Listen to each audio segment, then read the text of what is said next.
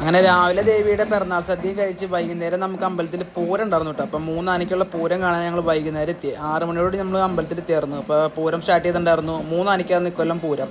അപ്പോൾ ഇപ്രാവശ്യം അമ്പലം ഈ ട്യൂബ് ഭയങ്കരമായിട്ട് വൈറലാണ്ട്. എല്ലാ അമ്പലങ്ങളിലും ഇപ്പോൾ ഈ മൾട്ടി കളർ ട്യൂബാണ്. പണി എളുപ്പമെന്താണ് ഇടുന്നുണ്ട്. സംഭവം കൊള്ളാം, കുഴപ്പമൊന്നുമില്ല. അപ്പം 3 ഗജവീരന്മാരായിരുന്നു പൂരത്തിനുണ്ടായിരുന്നത്. നല്ലൊരു മേളം തന്നെ അവർ പടക്കണ്ടായിരുന്നു. അങ്ങനെ മേളത്തിൻ്റെ ഈണ ആസ്വദിച്ചത് ഞാനും മോള് 2 സ്റ്റെപ്പ് വെച്ചു. എങ്ങനെയുണ്ട് ഞങ്ങളുടെ ഡാൻസ് ഇഷ്ടപ്പെട്ടോ എന്ന് പറയാം കേട്ടോ. എൻ്റെ മോള് നല്ല ഡാൻസുകാരിയാണെന്ന് തോന്നുന്നുണ്ട്. മേളത്തിന് മാത്രമേ ഡാൻസ് കാണാനുള്ളൂ. അങ്ങനെ ഞങ്ങൾ കുറച്ച് ഐസ്ക്രീം കഴിക്കാൻ പ്ലാനിങ്. എന്നെ വിളിച്ചിട്ടൊന്നും എൻ്റെ മോൾ ഐസ്ക്രീം കഴിക്കുന്നുണ്ട്. അങ്ങനെ ഞങ്ങൾ പൂരത്തിൻ്റെ ഇടയ്ക്ക് വന്നുള്ള ഐസ്ക്രീം കഴിച്ചു. തിരക്ക് വളരെ കുറവായിരുന്നു കേട്ടോ. SSLC പരീക്ഷയൊക്കെ ഉള്ള കാരണം തിരക്ക് വളരെ കുറവായിരുന്നു. അങ്ങനെ മേളം തകർക്കുന്നുണ്ട്. കുറച്ച് നേരം നമുക്ക് മേളം ആസ്വദിക്കാം.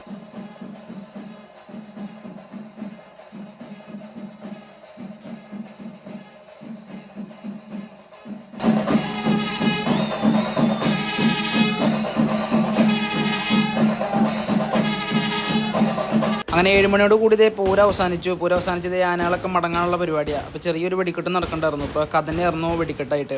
അങ്ങനെ പൂരം കഴിഞ്ഞ് കഴിഞ്ഞാൽ നമുക്കൊരു പ്രോഗ്രാം കൂടി ഉണ്ടായിരുന്നു കേട്ടോ. അപ്പോൾ അമ്പലത്തിൽ ഈ രാത്രിയിലുള്ള പ്രോഗ്രാം ആയിരുന്നു ഇത്. അപ്പോൾ അവരുടെ ഒരുക്കങ്ങളൊക്കെയാണ് ഈ കാണുന്നത്. അപ്പോൾ എന്തായാലും ഇത് നല്ല ഭംഗിയായിട്ട് ദേവീനെ ചെയ്തത്.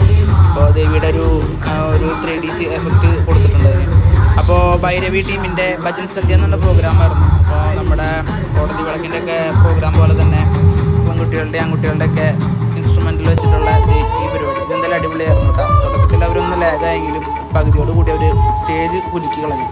ഓഡിയൻസിനെ നല്ലവണ്ണം ക്യാച്ച് ചെയ്തിട്ട് പരിപാടിക്ക് ഗംഭീരമായി.